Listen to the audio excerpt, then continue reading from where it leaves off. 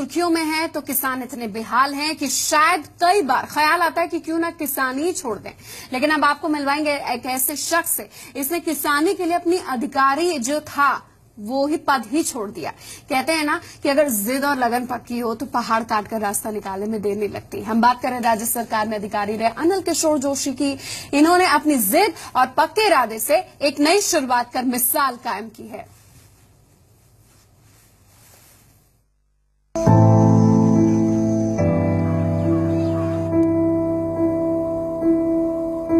सरकारी नौकरी की चाह किसे नहीं होती। अगर कोई अधिकारी का पद हो तो फिर बल्ले ही बल्ले। लेकिन उत्तराखंड में दीड़ के अनिल किशोर जोशी की कहानी कुछ अलग है।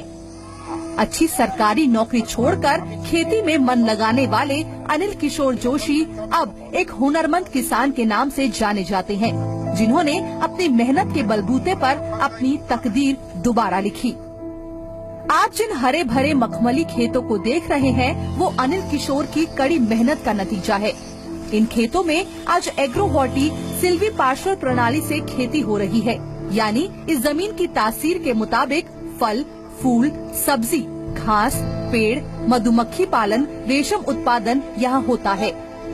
अनिल किशोर का मानना है कि अगर इस तरह की खेती को सरकार बढ़ावा देती है तो हर घर में रोजगार पैदा कर पहाड़ से पलायन रोका जा सकता है। 52 साल के हो चुके अनिल उत्तर प्रदेश शासनकाल के दौरान चारा विकास अधिकारी हुआ करते थे, लेकिन 2-3 साल की नौकरी के दौरान ही जब उन्होंने पहाड़ों में चारे की परेशानी को सुलझाने की ठानी तो बड़े अधिकारियों ने 1 साल में ही उनके 3 तबादले कर डाले। सरकारी सिस्टम से खिन्न होकर उन्होंने नौकरी छोड़ दी, लेकिन देश के कृषि विश्वविद्यालय से उन्होंने जो शिक्षा ली थी उसका वो आज भरपूर फायदा उठा रहे हैं। मेरा 95 और 96 में गवर्नमेंट में सिलेक्शन जो मतलब हो गया था चारा विकास अधिकारी के पद पर, लेकिन मुझे गवर्नमेंट में संतोष जो है इसलिए नहीं हुआ कि गवर्नमेंट में मैक्सिमम जो है कागजों में काम होता है। अनिल किशोर वैसे हल्द्वानी के रहने वाले हैं, लेकिन अब वे टिहरी के मलेथा गांव में उन खेतों को हरा भरा कर रहे हैं जो कुछ सालों पहले बंजर हुआ करते थे। अनिल ने मलेथा में ऐसे 34 परिवारों के खेतों को लीज पर लिया है जो परिवार गांव से पलायन कर चुके हैं। 34 परिवारों की 4 हेक्टेयर बंजर हो रही जमीन को लीज पर लेकर उन्होंने आज तकरीबन 3.5 करोड़ की संपत्ति जोड़ ली है। पिछले 14 सालों में काफी कुछ खो चुके अनिल अगर आज सरकारी नौकरी में होते तो जाहिर है किसी बड़े पद पर काम करते, लेकिन सरकारी सिस्टम के अफसर को हाथ कुछ भी नहीं लगता। ये हम इसीलिए कह रहे हैं कि आज अनिल अपनी ईमानदारी और मेहनत से काफी संतुष्ट हैं। इन 14 सालों में मैंने बहुत कुछ जो है ना पाया भी और बहुत कुछ जो है मतलब खोया भी। पाने का मतलब ये है कि यदि मैं खोने का मतलब यह है कि यदि मैं उस समय सरकारी जॉब नहीं छोड़ता तो मैं इस समय जो है उत्तराखंड के सचिवालय में एक जो है बहुत यानी उच्च लेवल का अधिकारी होता। लेकिन ये तो खोने की बात रही। लेकिन पाया मैंने कि जो एजुकेशन मैंने पंतनगर विश्वविद्यालय से ली थी उस एजुकेशन को मैं आज जमीन पर जो है यानी उतार रहा हूँ और प्रैक्टिकली उस काम को मैं कर रहा हूँ। इन खेतों में आज बड़ी मात्रा में अलग अलग जरूरी प्रजाति की नर्सरियां हैं। अनिल की 4 हेक्टेयर जमीन पर आज शहतूत के 11,40,000 पौधे हैं। यहाँ 2380 पौधे कैलिफोर्निया संतरे के हैं। 1800 पेड़ नाशपाती जैसे तमाम अन्य पौधे भी हैं।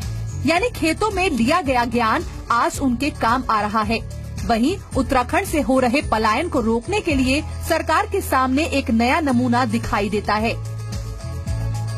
मेरे पास इस समय 11,40,000 शहतूत की पौध है, जिसमें से कि 4 लाख पौध तो 4 साल की है। ये मेरे हैं मातृ वृक्ष, और इन जो है मातृ वृक्ष से मैंने इस बार 7,40,000 शहतूत की पौधों को जो है यहाँ पर उगा रखा है, जो कि आगामी उसमें जो है वर्षा ऋतु में मतलब उसके लिए वो है रेडी है मतलब प्लांटेशन के लिए। दूसरा मेरे पास इस समय जो है लगभग 2380 पौधे कैलिफोर्निया संतरा के हैं। तीसरा मेरे पास इस समय लगभग 1800 के करीब जो है ना नाशपाती की जो थंब पेयर की जो स्पीसीज है वो भी हमारे पास है। अनिल किशोर के इस काम की प्रेरणा आज हर कोई ले रहा है। वहीं आज वो ग्रामीणों को भी रोजगार दे रहे हैं। आज अच्छा यहाँ पे वृक्ष रोपण है, यहाँ पे बहुत हरा भरा है, फल उद्यान है तो बहुत अच्छा है यहाँ का।